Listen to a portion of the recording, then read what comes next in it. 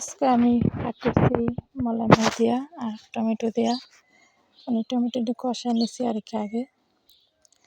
এই যে মলাই মাছটি মানে আগে ধুয়ে আটিয়ে সব কিছু গুছিয়ে রাখছি, ধনিয়া পাতা, তারপরে টমেটো কুটটা ভাজ করে রাখছি।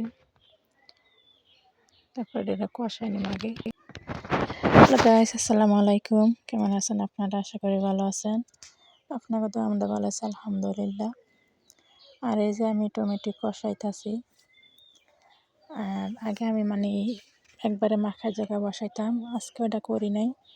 আজকে শুধু টমেটোটা কষাইয়া তারপরে ভাবতেছি এরকমভাবে ভাগ করলে মনে অন্যরকম ভালো লাগবে।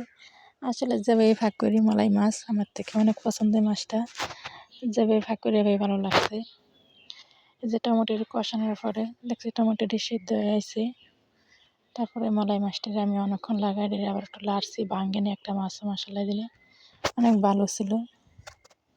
আর মাছটি আসলে তাজা মাছ, মানে আমি আস্তে আস্তে করে আলতোভাবে নাড়তাছি যেমন না ভাঙ্গে, উল্টে পাল্টে নিতেছি।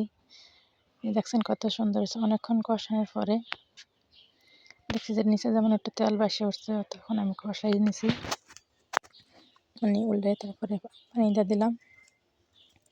বাস খাইতে এটি অনেক ভালো লাগছে। তারপরে জল দিয়ে দিছিলাম আর তারপরে যদি এই যে আমার তরকারি পাড়াটা শেষ হয়েছে, পাশে আমি আবার ধনিয়া পাতা দিয়ে দিছি।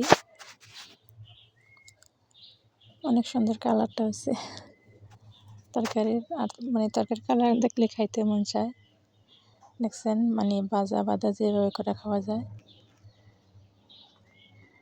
এই যে অনেক সুন্দর হয়েছে, মানে তরকারি আমার তখন হয়েছে।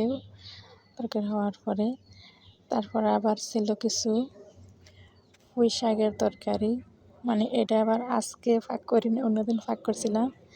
ছোটো হবে এই কারণে ভিডিওটা লগে দিয়ে দিচ্ছি। এটি আমার গাছের পুঁই শাক ছিল, আর বড়ি আর মুলান দিই আমার জালে দিছে আরও 1 সপ্তাহ আগে। তা আমি নর্মালে ফালা রাখছিলাম ফ্রিজে, বার করে ভাবতেছি একসাথে শুটকি দিয়ে ফাঁক করি।